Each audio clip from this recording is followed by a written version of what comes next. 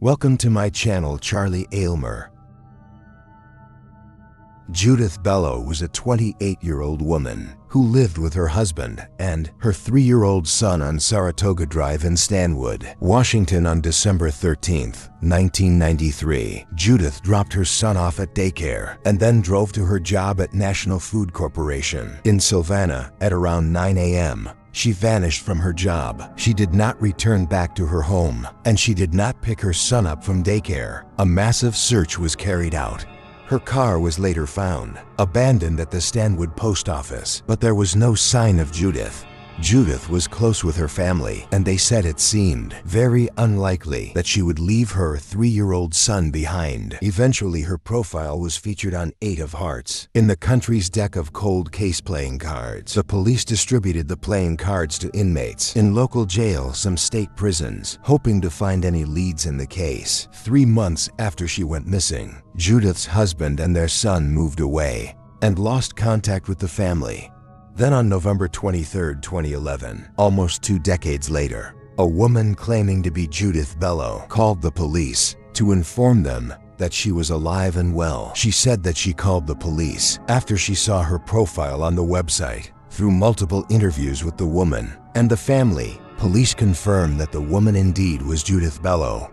It was found that Judith had left of her own accord because of marital problems, and she said that she did not reach out to her family because she was scared of her husband and feared he would cause problems for her siblings. She was now living in California and had a new family with 3 children. Judith said she didn't realize she was listed as a missing person until she looked up her name online. The family would be reunited after 18 years. Aldana Orozco was a 14-year-old girl in 2011, living with her mother and stepfather in Mendoza, Argentina. Her mother, Monica Maturano, worked in a nursing home, and her stepfather worked for the city. Aldana studied at Marcelino Blanco Secondary School. On July 8, 2011, she would disappear from her home. Neighbors said the police did not start their investigation into her disappearance until 2 months had passed. Friends and family organized marches, demanding the police help find her. Shortly after Aldana went missing, a rumor started to circulate that she had traveled to San Luis with a boyfriend. The San Luis police investigated the rumor, but came up empty-handed. Aldana would remain missing for the next 10 years, until in December of 2020, Aldana would be found in Buenos Aires. She had been a victim of human trafficking and had been forced into prostitution.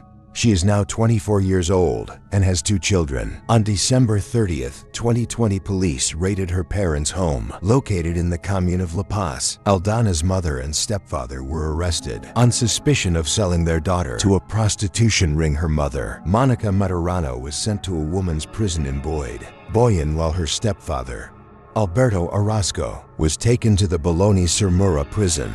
Aldana is currently in Buenos Aires, being treated by medical team, who is evaluating her state of health. The case is still under investigation.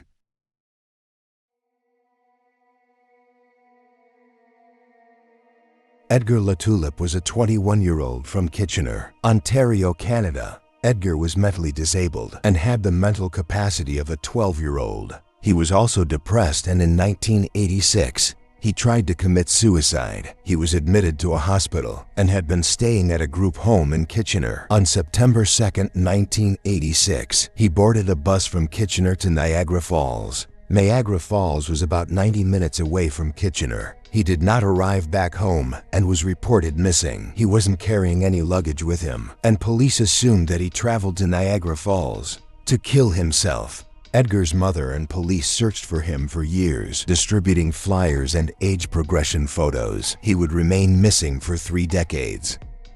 Then in 2016, police got a call from a social worker in St. Catharines, Ontario, that a man had identified himself to be Edgar Latulip. Edgar had been living under a new name in a new city.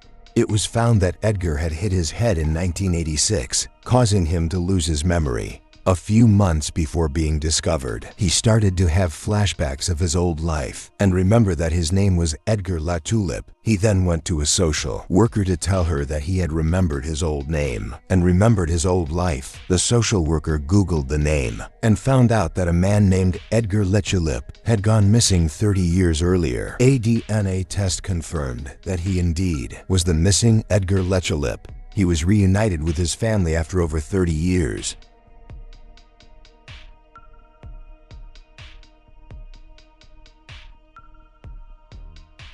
Alex Cooper was a successful salesman, businessman, and family man in his mid-60s.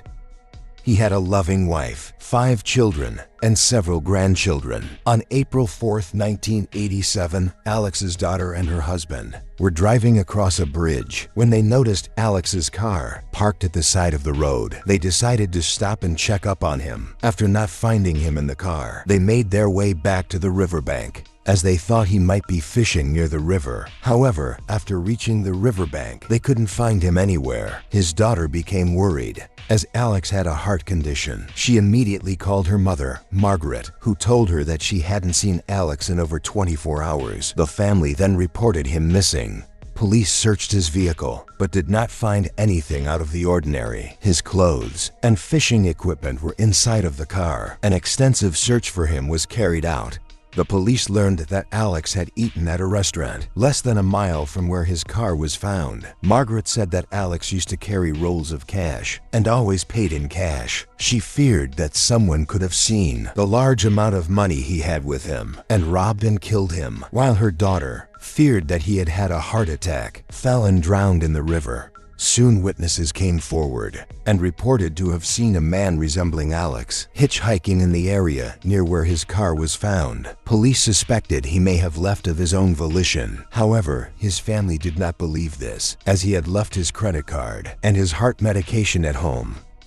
A year later, when Alex could not be found, he was declared legally dead. Later, Margaret tried to find Alex's birth certificate, but she could not find it anywhere. She checked the records and found that there wasn't any birth certificate issued in Alex's name. Moreover, there was no record of his existence. Before their marriage in 1952, the family realized Alex Cooper was not his real name and that he had hidden his past from them. All these years, Alex remained missing for the next 4 years. Then on May 27, 1991, a man was reported missing in Toronto. The man was named David Cooper, and he resembled Alex Cooper. David was reported missing by his friend after not being able to find him. During a business trip, police searched David's apartment and found a photograph of Alex Cooper holding his grandchild in his room. This confirmed that David and Alex were, in fact, the same man.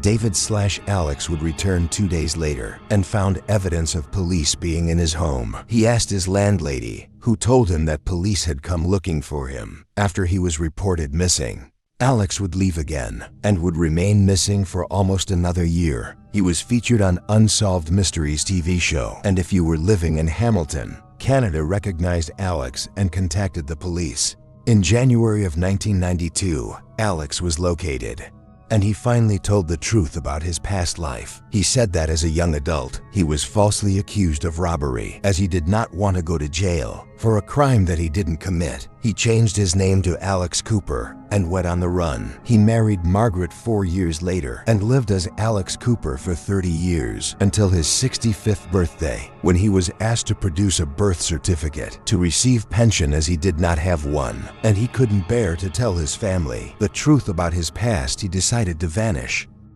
He was reunited with his family, who accepted him back.